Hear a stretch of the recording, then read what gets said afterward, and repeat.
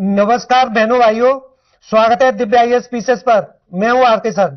भाइयों, मैं आज आपको यह बताने जा रहा हूं कि 26 जनवरी गणतंत्र दिवस मनाने के 3 दिन बाद बीटिंग रिट्रीट परेड मनाई जाती है, उसके संदर्भ में बताने जा रहा हूं। भाइयों, 29 जनवरी को हर वर्ष बीटिंग रिट्रीट परेड भारत के राष्ट्रपति की अध्यक्षता में कर्तव्य पथ विजय चौक पर नई दिल्ली में होती है और ये आमतौर पर 5:30 बजे से 6 बजे के लगभग ये परेड होती है। ये परेड गणतंत्र दिवस की औपचारिक समापन का सूचक होती है। बीटिंग रिट्रीट परेड के बाद में परेड में शामिल सैन्य टुकड़ियां बैंड दस्ते औपचारिक रूप से अपनी अपने बैरकों में लौट जाते हैं। अतः यह 26 जनवरी के गणतंत्र दिवस के समापन का सूचक होता है। अब मैं आपके मन में यह प्रश्न उठ रहा होगा कि बीटिंग रिट्रीट परेड में क्या क्या कार्यक्रम होते हैं। तो चलो आइए समझते हैं। इस समारोह में थल सेना, वायुसेना, नौसेना के बैंड्स मार्च करते हैं और मधुर मधुर संगीत भी निकालते हैं और ये और धुनें बजाई जाती हैं। इन ध्वनि में मोदी सरकार ने कुछ परिवर्तन किए हैं। इसमें भारतीय ध्वनि की आवृत्ति बढ़ा दी गई है। पहले समारोह में अक्सर एबाइड विद मी जैसे अंग्रेजी पाश्चात्य भजन बजते थे, लेकिन अब भारतीय संस्कृति और देशभक्ति और भारतीय मिट्टी के संगीत से ओतप्रोत गीतों को बजाया जाता है, जैसे कि मेरे वतन के लोगों जरा आंख में भर लो पानी, सारे जहां से अच्छा। इस प्रकार के भजन उसमें बजाए जाते हैं। और दूसरा परिवर्तन यह किया कि पहले पाश्चात्य वाद्य यंत्रों का प्रयोग अधिक होता था, लेकिन अब पाश्चात्य वाद्य यंत्रों का प्रयोग कम, भारतीय वाद्य यंत्रों का प्रयोग अधिक होगा, जैसे कि सितार, तबला, संतूर जैसे वाद्य यंत्र इसमें बढ़ा दिए गए हैं और जो भारतीयता की निशानी होते हैं।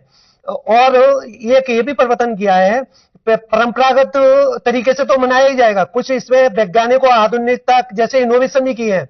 इसमें ड्रोन के द्वारा रोशनी बिखेरना और लेजर तकनीक का प्रयोग करना, इस तकनीक से तरह तरह की आकृति उकेरना, जैसे भारत के झंडे की आकृति हो या भारत की आकृति हो, इस प्रकार से इसमें परंपरागत और आधुनिकता का समावेश भी किया गया है।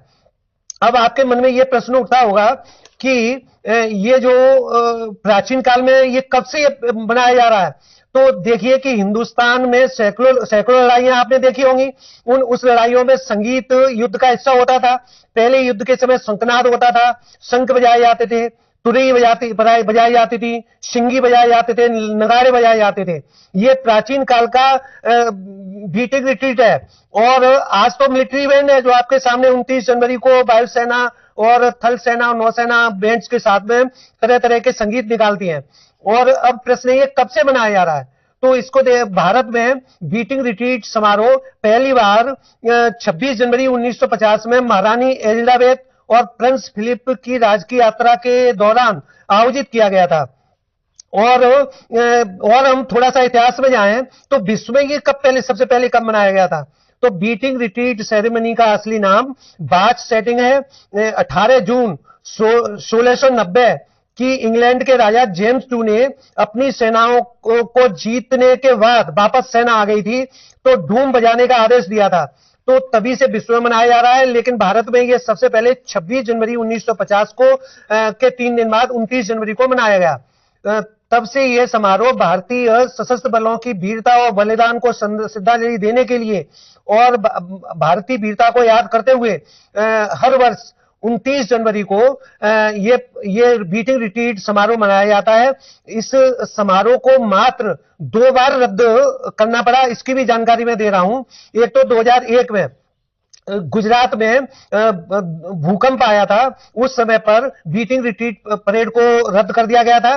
और दूसरी बार वेंकटरमण की लंबी बीमारी के बाद जो भारत के राष्ट्रपति थे 2009 में निधन हो गया था, तो उस समय पर भी इस बीटिंग रिट्रीट परेड को रद्द कर दिया गया था। इस प्रकार 29 जनवरी को हमेशा प्रत्येक वर्ष ये परेड आयोजित की जाती है।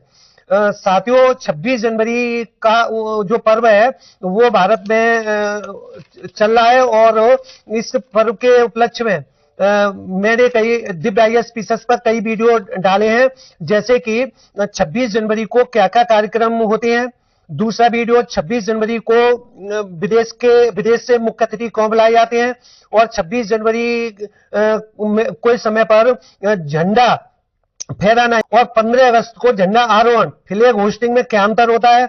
और 26 जनवरी एक दिन का पर्व नहीं है, ये 7 दिन का पर्व है। ये 23 जनवरी से स्टार्ट होता है और 29 जनवरी को समाप्त होता है।